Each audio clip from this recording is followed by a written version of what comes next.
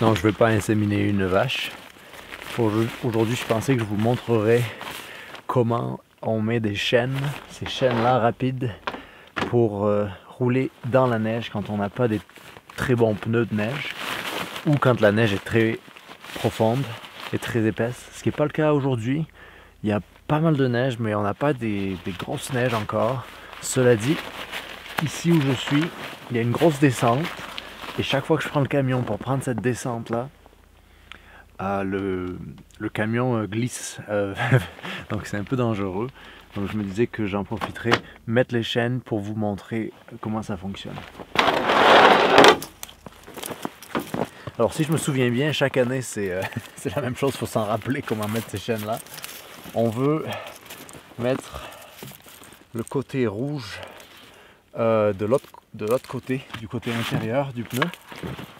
Et on va encercler le pneu comme ça.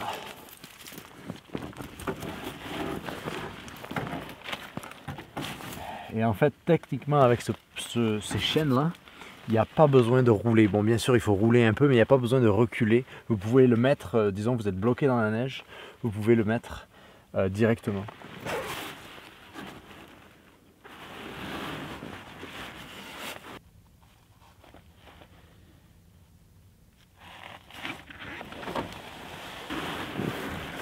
Voilà, techniquement, ça c'est la partie la plus difficile. Il faut mettre deux clips ensemble. Donc une fois que vous avez tout bien mis ensemble, il va falloir tendre tout ça.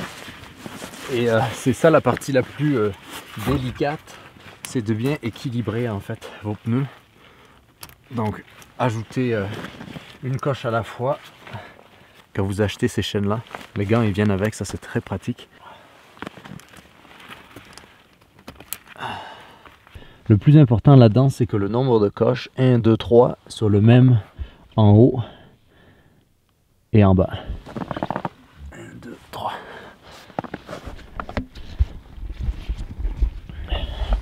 Alors maintenant, avant de rouler pour ensuite faire le serrage final, on va mettre l'autre côté, évidemment. Alors quelque chose qu'il faut bien savoir, c'est mettez bien vos chaînes du bon côté de vos pneus. Si vous avez des pneus, une propulsion arrière, mettez-les sur vos pneus arrière. Vous avez une propulsion avant, mettez-les sur les pneus avant. C'est très important. Et si vous avez un 4x4, le mieux c'est de le mettre sur la propulsion normale, standard, sans le 4x4. Comme ça, si vous avez l'option 4x4, vous pouvez avoir 2 fois la traction. Mais l'important, c'est de les mettre sur le bon axe, le bon essieu. Une fois qu'on a installé le mieux qu'on peut les chaînes, on va avancer d'un tour les roues pour ensuite resserrer et ensuite on est bon.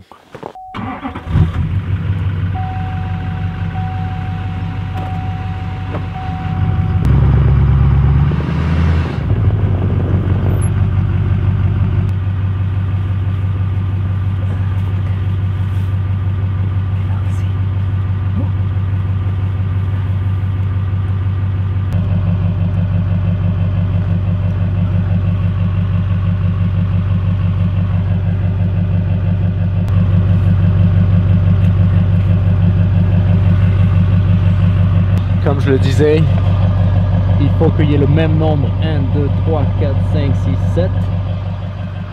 1, 2, 3, 4, 5, 6, 7. Donc ça c'est égal. Et maintenant on a nos chaînes. Donc maintenant on est prêt à partir.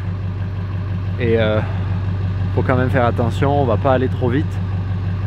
Et on va vérifier après quelques centaines de mètres si tout est encore en place. Et on va voir si ça fait une différence et on va pas glisser dans la grande descente. Je pense pas.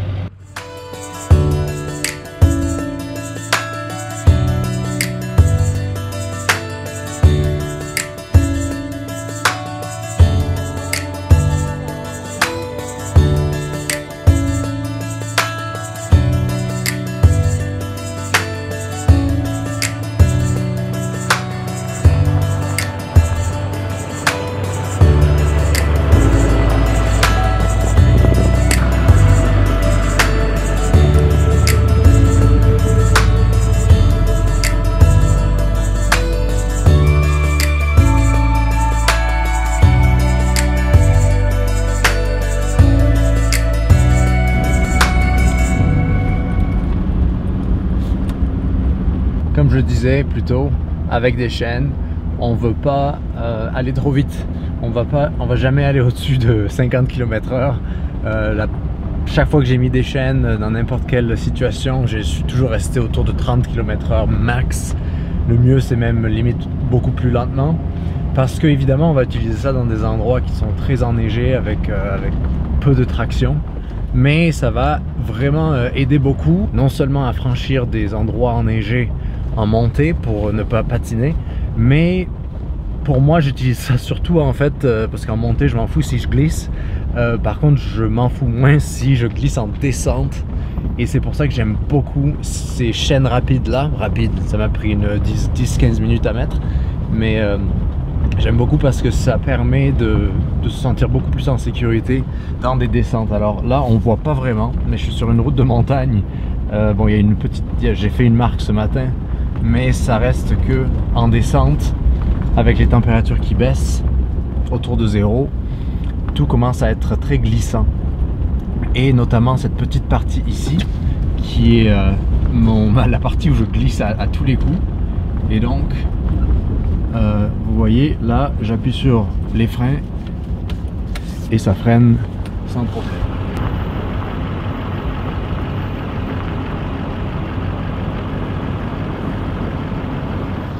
En général ici, sur ce tronçon là, j'aurais glissé jusqu'à là-bas.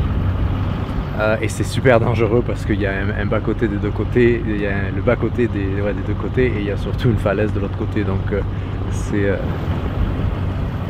c'est beaucoup plus sécuritaire d'avoir les pneus neige. Et donc voilà, les pneus neige qui nous ont fait arriver à bon port. Pas les pneus neige, j'allais dire les pneus neige, non, les chaînes à neige. C'est pas quelque chose qu'on va garder tout le temps, surtout quand les routes deviennent de moins en moins enneigées. Par exemple, ici je suis de retour sur une des routes forestières principales et j'aurais pas vraiment besoin des chaînes, donc je pourrais les enlever à un moment donné. Mais vu que je les ai, je vais en profiter pour les utiliser jusqu'à la fin de cette route de montagne qui est en descente. Alors je suis dans un endroit qui s'appelle le canyon de Myra dans l'Okanagan. C'est là où je chasse pas mal de mon temps. C'est une petite montagne, cela dit ça monte et en descente eh bien c'est très glissant. Et c'est des conditions de l'intérieur de la Colombie-Britannique, c'est-à-dire qu'on n'a pas des moins 40 ici, mais c'est pire parce que dans le fond on a des températures qui constamment oscillent entre négatif et positif, ce qui crée des plaques de glace. Et soit vous allez avoir des pneus cloutés. Je suis pas tant un fan des pneus cloutés parce que les pneus cloutés ça aide pas beaucoup c'est pas vraiment le fun à conduire quand c'est sec. Moi j'ai des pneus 4 saisons, donc qui sont des pneus tout terrain de neige et de tout terrain, donc je peux les utiliser toute l'année. Mais cela dit, les chaînes c'est un indispensable dans sa boîte à outils quand vous partez en voyage, parce que encore plus quand vous n'avez pas le 4x4. Moi j'ai l'avantage d'avoir la version 4x4 de mon camion, donc ça fait que je peux choisir le 4x4 en haut régime et en bas régime, ce qui me permet de me sortir de pas mal d'endroits.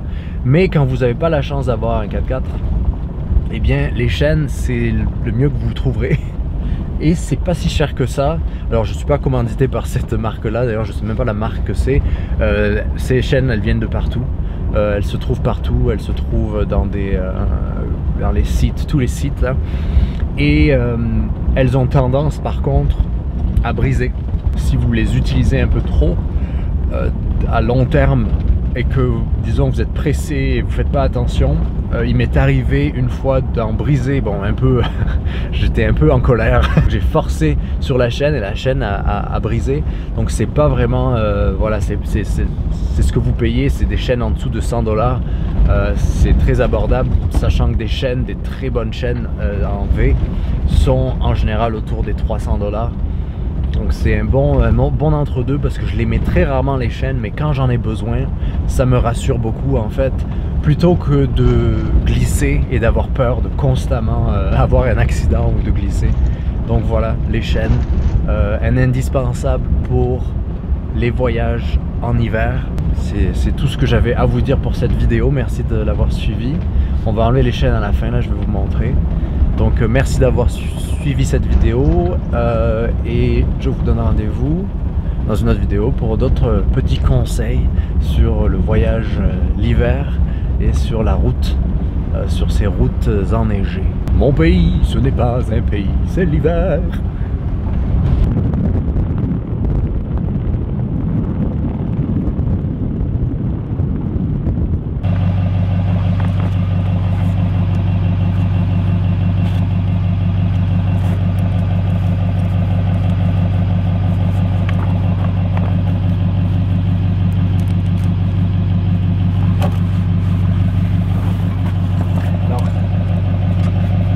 Les enlever, c'est beaucoup plus simple que de les mettre. Par contre, il va falloir rouler pour s'en sortir.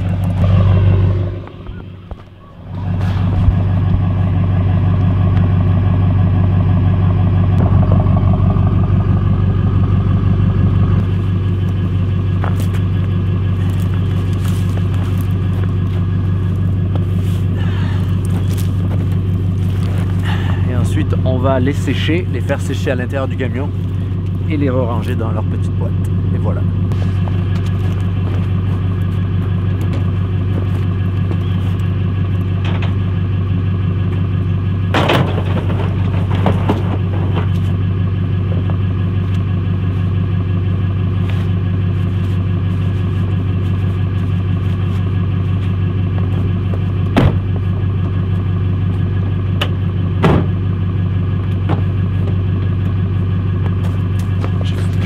Presque oublié.